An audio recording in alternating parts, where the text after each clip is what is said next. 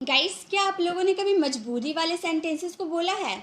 जैसे कि ऐसे सेंटेंसेस आप बोलते होंगे ना, मुझे स्कूल जाना पड़ता है, उसे मेरे घर आना पड़ा, मुझे होमवर्क बनाना पड़ेगा, रिया को शादी में जाना पड़ रहा है या फिर रिया को शादी में जाना पड़ रहा था पास्ट में। तो ऐसे वाले सेंटेंसेस जो बोलते हैं हम, वहाँ जो सब्जेक्ट होता है वो सब्जेक्ट वो काम नहीं करना चाहता है, लेकिन फिर भी उसे मजबूरी में वो काम करना पड़ता है। जैसे मुझे स्कूल जाना पड़ता है, मैं स्कूल जाना नहीं चाहती लेकिन मजबूरी में मुझे स्कूल जाना पड़ता है। ऐसे वाले सेंटेंसेस होते हैं मजबूरी वाले सेंटेंसेस, जिसमें सब्जेक्ट कोई काम नहीं करना चाहता है लेकिन उसे मजबूरी में वो काम करना पड़ता है। ऐसे सेंटेंसेस को बनाने के लिए एक स्पेशल वर्ड्स का यूज किया जाता है। वो वर्ड्स है हमारे हैव टू का यूज करके आप सभी तरह के सेंटेंसेस को बना सकते हैं। अब आप सोचिएगा, यहाँ तो हैव टू है, हैज टू है, हैड टू है, विल हैव टू है, बी हैविंग टू है, फिर भी मैम ने सिर्फ हैव टू का ही नाम क्यों लिया? तो गाइस, यहाँ पे आपको जितने भी वर्ड्स दिख रहे हैं, चाहे हैड टू हो चाहे विल हैव टू हो, सबका मेन बेस फॉर्म क्या होता है? हैव होता है। इसीलिए मैंने सिर्फ हैव का नाम लिया। हैव टू का ही यूज करके आप सभी तरह के सेंटेंस बना सकते हो। अब यहाँ पे अगर आप प्रेजेंट इंडेफिनिट की बात करें तो वहाँ पे आप हैव टू का यूज कर देंगे। अगर प्रेजेंट इंडेफिनिट में आपका सब्जेक्ट सिंगुलर रहा तो वहाँ पर हैज टू का यूज कर देंगे। जो हमारा वर्ब का फिफ्थ फॉर्म होता है, हैव का फिफ्थ फॉर्म होता है, बेस फॉर्म क्या होता है? हैव होता है, उसका फिफ्थ फॉर्म हैज हो जाता है, क्योंकि प्रेजेंट इंडेफिनिट में वर्ब का फिफ्थ फॉर्म लगता है। यही तो हम लोगों ने सीखा है। तो जब आपका सब्जेक्ट थर्ड पर्सन सिंगुलर हो तो उसमें आपको हैज टू का यूज करना है। और अगर आप पास्ट की बात करें, करना पड़ता था या करना पड़ा, ऐसे वाले सेंटेंसेस में हैड टू का यूज करते हैं, जो कि हैव का सेकेंड फॉर्म हैड होता है। हम लोगों ने क्या सीखा है? पास्ट इंडेफिनिट में सब्जेक्ट के बाद वी टू लगता है, यानी कि वर्ब का सेकेंड फॉर्म लगता है, तो हैव का सेकेंड फॉर्म ही हैड होता है। और नेक्स्ट है करना पड़ेगा। करना पड़ेगा हैव टू का यूज तो किए हैं, अब प्रेजेंट की बात करेंगे तो विल तो लगाना पड़ेगा, तो जो हैव टू हमारा बेस फॉर्म है वो हैव टू हम लोगों ने यूज कर दिया। अब हमारा सेंटेंस है करना पड़ रहा है। अब पड़ रहा है या रहा था, कंटिन्यूटी की बात करें तो वहां तो वर्ब का फोर्थ फॉर्म लगाना पड़ेगा, तो हैव का फोर्थ फॉर्म क्या हो जाता है? हैविंग, जो हम लोगों ने हैविंग टू लगाया। अब ये सोचिएगा बी क्या है? तो गाइस, मैंने आप वर्ब्स वाली क्लास में मैंने आपको बताया था, बी की जगह हम लोग क्या यूज करते हैं? Is am are was were का यूज करते हैं, क्योंकि is am are was were का ओरिजिन कहाँ से हुआ है? बी से हुआ है। जब होने के सेंस निकालते हैं, वो एक डॉक्टर है, मैं एक टीचर हूँ, ऐसे वाले सेंटेंसेस जब बोलते हैं, कुछ होने की बात करते हैं, तो वहाँ बी का यूज करते हैं। लेकिन जब सेंटेंसेस को मैं डॉक्टर हूँ, आई एम अ डॉक्टर बोलता है ना, तो एम का यूज करते, बी का यूज नहीं करते, क्योंकि is am are was were सबका ओरिजिन बी से हुआ है। तो जब भी हम बी का ही बात करेंगे, करना पड़ रहा है या करना पड़ रहा था, उसकी जगह प्रेजेंट की बात करेंगे तो बी की जगह आपको इज एम आर का यूज करना है, और पास्ट में बी की जगह आपको वॉज वर का यूज करना है। तो ये आपको समझ में आ गया किसके साथ क्या यूज करना है। अब बात आती है कि इन सब के साथ हम वर्ब्स की कौन सी फॉर्म लगाए। इन सब के साथ आपको वर्ब का फर्स्ट फॉर्म यूज करना है। जो भी आपको सेंटेंस को फ्रेम करना है, सब में आपको वर्ब का फर्स्ट फॉर्म लगाना है, इसलिए कोई दिक्कत नहीं है। आप जितने भी मजबूरी वाले सेंटेंसेस को बोले, सब में वर्ब का फर्स्ट फॉर्म लगेगा। चलिए कुछ सेंटेंसेस को बना के देखते हैं। जैसे मुझे अभ्यास करना पड़ता है बोल रहे, यानी कि प्रेजेंट में ता है, ती है, प्रेजेंट इंडेफिनिट का सेंटेंस होता है। तो मुझे अभ्यास करना पड़ता है, तो मुझे के लिए हम क्या यूज करेंगे? आई का यूज करेंगे। आई हमारा फर्स्ट पर्सन सिंगुलर है, इसीलिए उसके साथ वर्ब का फर्स्ट फॉर्म भी लगता है। और हैव का बेस फॉर्म, फर्स्ट फॉर्म क्या होता है? हैव ही होता है। हैव का बेस फॉर्म हैव ही होता है। तो आई हैव टू, अभ्यास के लिए प्रैक्टिस, जो हमारा वर्ब का फर्स्ट फॉर्म है। I have to practise. आप ये ध्यान दीजिए, ये जो हैव यूज किया, ये वर्ब का फर्स्ट फॉर्म हो गया, देन ये हमारा सेकेंडरी फॉर्म हो गया। इस तरह से आप समझिएगा तो आपको समझने में आसानी होगी। तो हम क्या बोलेंगे? मुझे अभ्यास करना पड़ता है, आई हैव टू प्रैक्टिस। मुझे अभ्यास करना पड़ता था या फिर मुझे अभ्यास करना पड़ा, दोनों में से कोई भी सेंटेंस बोल सकते हैं, क्योंकि दोनों तो पास्ट वाले सेंटेंस है। तो ता है, ती यानी पास्ट इंडेफिनिट का सेंटेंस है, सब्जेक्ट के बाद वी टू लगाना है। तो मुझे के लिए आई और हैव का वी टू, सेकेंड फॉर्म क्या हो जाएगा? हैड हो जाएगा, हैव टू। देन हमारा secondary form practise. I had to practise, मुझे अभ्यास करना पड़ा या मुझे अभ्यास करना पड़ता था, आई हैड टू प्रैक्टिस। मुझे अभ्यास करना पड़ेगा, फ्यूचर की बात कर दी, मुझे अभ्यास करना पड़ेगा, अभी मजबूरी में आने वाले समय में मुझे अभ्यास करना पड़ेगा। I will have to practise, क्योंकि फ्यूचर के लिए हम लोगों ने क्या देखा था? विल हैव टू का यूज करेंगे, विल का तो यूज करेंगे और हैव टू हमारा बेस फॉर्म जो है उसे यूज कर देंगे। I will have to practise, मुझे अभ्यास करना पड़ेगा। मुझे अभ्यास करना पड़ रहा है, मजबूरी में आपको वो काम करना पड़ रहा है, मुझे अभ्यास करना पड़ रहा है। तो मुझे के लिए आई के साथ हमेशा क्या लगता है, एम का यूज करना होगा, क्योंकि रहा है, रही है, प्रेजेंट कॉन्टिन्यूअस का सेंटेंस होता है। तो आई के साथ एम, और हैव जो हमारा बेस फॉर्म है उसका फोर्थ फॉर्म क्या हो जाएगा, हैविंग हो जाएगा। Having to practice, I am having to practise, मुझे अभ्यास करना पड़ रहा है, I am having to practise. मुझे अभ्यास करना पड़ रहा था, पास्ट कॉन्टिन्यूअस की बात कर रहे हैं, तो हम बोलेंगे I was having to practice, I के साथ वॉज लगता है, और ये हमारा वर्ब का फोर्थ फॉर्म हो गया, ये हमारा सेकेंडरी फॉर्म हो गया। I was having to practise, मुझे अभ्यास करना पड़ रहा था। तो ये तो हमारा पॉजिटिव वाले सेंटेंसेस हो गए, और हमारा सब में सब्जेक्ट क्या था, मुझे मुझे मुझे मुझे मुझे मुझे वाले सब्जेक्ट थे। अब कुछ सब्जेक्ट को चेंज करके कुछ सेंटेंसेस को बना के देखते हैं। जैसे अगर हम सब्जेक्ट को चेंज कर दें और हम बोले उसे अभ्यास करना पड़ता है, उसे यानी कि मान लो हम लोगों ने किसी बॉयज की बात कर दी, तो हम बोलेंगे ही हैज टू प्रैक्टिस। ही जो है हमारा थर्ड पर्सन सिंगुलर है, इसीलिए उसमें हैज टू का यूज करेंगे, ना कि हैव टू। ठीक है, हैव टू हमारा बेस फॉर्म होता है, बट थर्ड पर्सन सिंगुलर के साथ वर्ब का फिफ्थ फॉर्म लगता है, तो बोलेंगे ही हैज टू प्रैक्टिस। उसे अभ्यास करना पड़ता था या उसे अभ्यास करना पड़ा, he had to practise. He had to practice, had सभी के साथ लग जाता है, सभी सब्जेक्ट के साथ। उसे अभ्यास करना पड़ेगा, he will have to practice, he will have to practice। उसे अभ्यास करना पड़ रहा है, he हमारा थर्ड पर्सन सिंगुलर है, इसीलिए उसके साथ is का यूज किए। he is having to practice, he is having to practice, उसे अभ्यास करना पड़ रहा था, he was having to practice। अगर यहाँ पर उसे के जगह तुम्हें हम बोल देते कि तुम्हें अभ्यास करना पड़ रहा था, तो हमारा सेंटेंस कुछ इस तरह बनता, you हम यहाँ पर लगाते और you के साथ हमें वर का यूज करना होता। हम बोलते you were having to practice, तुम्हें अभ्यास करना पड़ रहा था। और यहाँ पे अगर हम you की बात करते तो you के साथ हमें are का यूज करना होता है, you are having to practice, तुम्हें अभ्यास करना पड़ रहा है।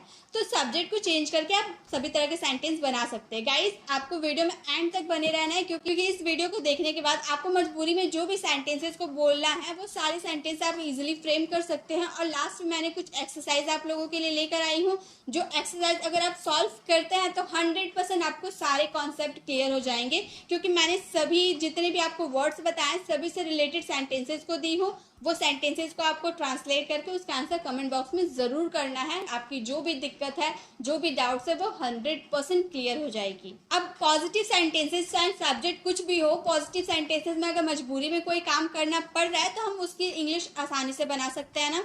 अब ट्रिकी बात ये आती है कि नेगेटिव सेंटेंस कैसे बनाएं, क्योंकि अक्सर स्टूडेंट की कमेंट आती है कि मैम पॉजिटिव सेंटेंसेस तो हम बना लेते हैं लेकिन नेगेटिव और इंट्रोगेटिव सेंटेंस नहीं बनते हैं।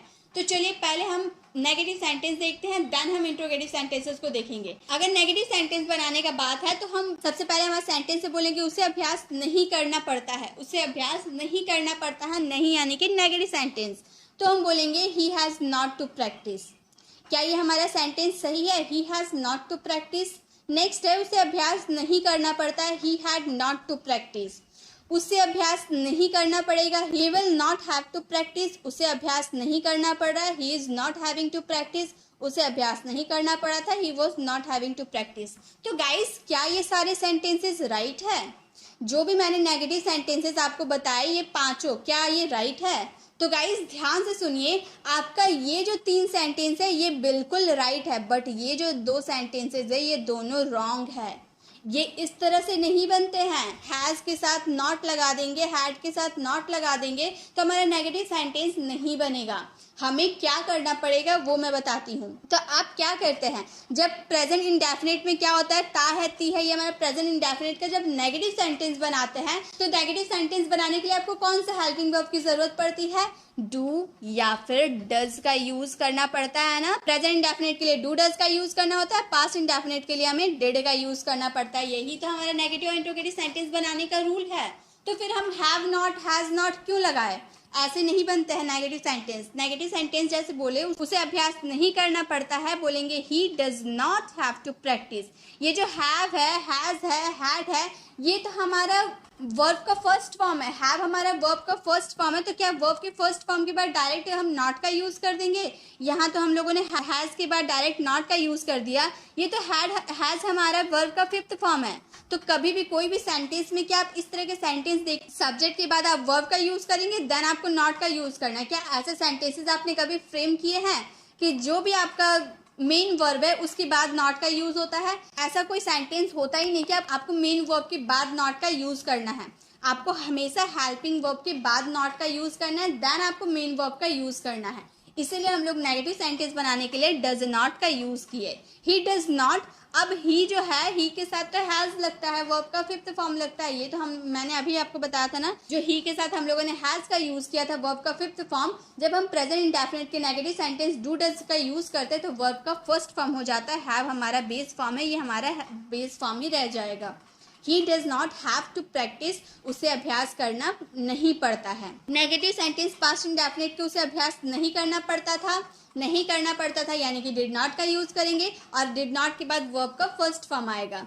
ही did not have to practise, had का यूज नहीं करेंगे। अब हमारा बेस फॉर्म का ही यूज होगा, क्योंकि डिड नॉट के बाद बेस फॉर्म का ही यूज होता है। He did not have to practise. अगर हम फ्यूचर की बात करें, उसे अभ्यास नहीं करना पड़ेगा, तो बोलेंगे he will not have to practise. He will not have to practice, उसे अभ्यास नहीं करना पड़ रहा है। He is not having to practice, उसे अभ्यास नहीं करना पड़ रहा था। He was not having to practice, तो आपको क्या करना है, प्रेजेंट इंडेफिनिट में जब आप नेगेटिव सेंटेंस बनाए और आपको मजबूरी में कोई काम करना पड़ रहा है तो उसमें डू या डज नॉट का यूज करें, पास्ट इंडेफिनिट में डिड नॉट का यूज करें, और बाकी जो आपका फ्यूचर वाले हैं या फिर प्रेजेंट कॉन्टिन्यूअस है, पास्ट कॉन्टिन्यूअस है, उन सब में हेल्पिंग वर्ब के बाद आपको नॉट का यूज करना है। विल हमारा हेल्पिंग वर्ब है, उसके बाद नॉट का यूज किए। इज हमारा हेल्पिंग वर्ब है, उसके बाद नॉट का यूज किए। वॉज हमारा हेल्पिंग वर्ब है, उसके बाद नॉट का यूज किए। तो नेगेटिव सेंटेंस आपको समझ में आ गए। अब नेगेटिव सेंटेंस अगर समझ में आ जाते हैं तो इंट्रोगेटिव सेंटेंस तो आसानी से बन जाते हैं। क्यों? क्योंकि हमारा जो सेंटेंस होता है, क्या उसे अभ्यास करना पड़ता है?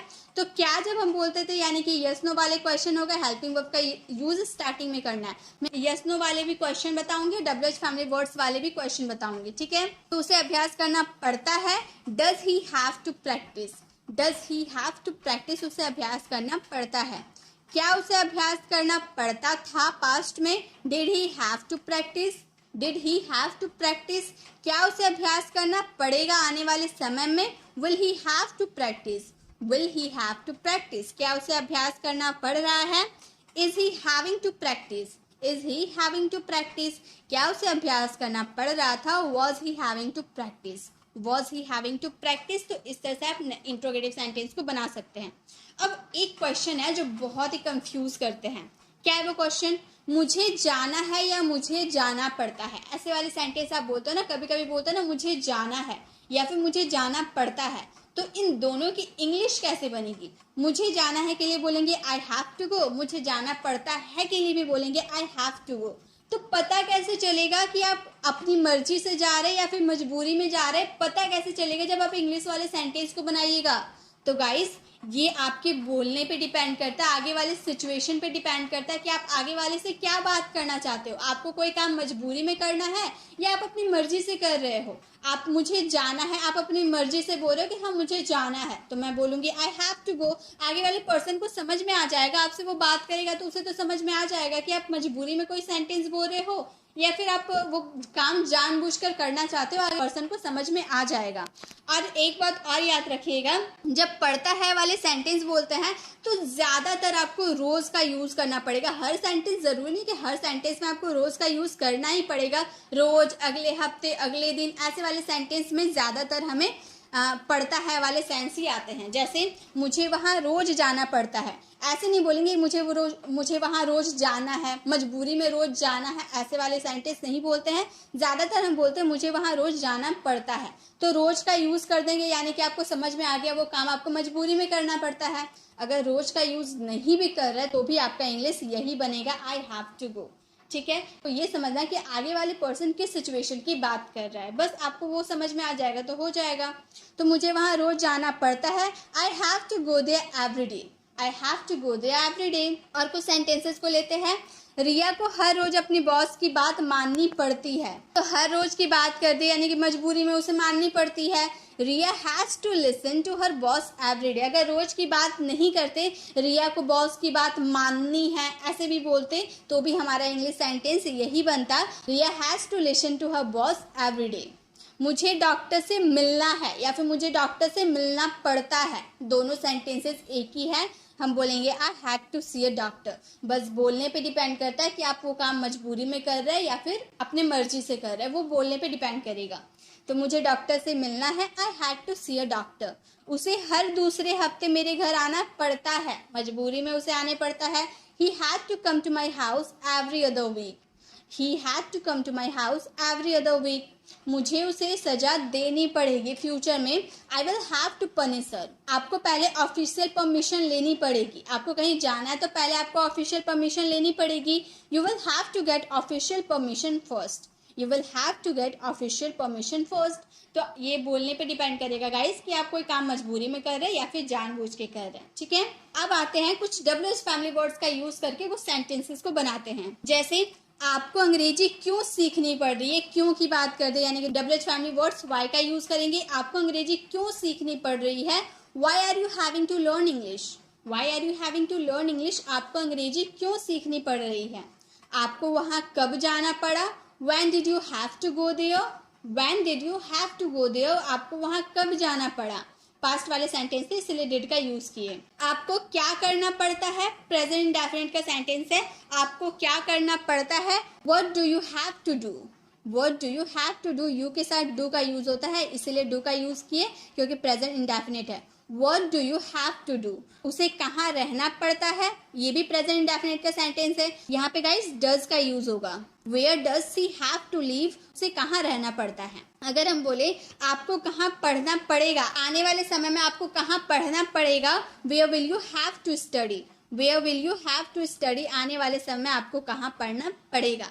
तो ऐसे आप WH फैमिली वर्ड्स का यूज करके अपने कोई भी सेंटेंस को फ्रेम कर सकते हैं। अब चलिए कुछ होमवर्क है आप लोगों के लिए, वो भी देख लेते हैं। 5 सेंटेंसेस है। पहला सेंटेंस, मुझे खाना बनाना पड़ता है। मुझे खाना बनाना पड़ा या फिर पड़ता था।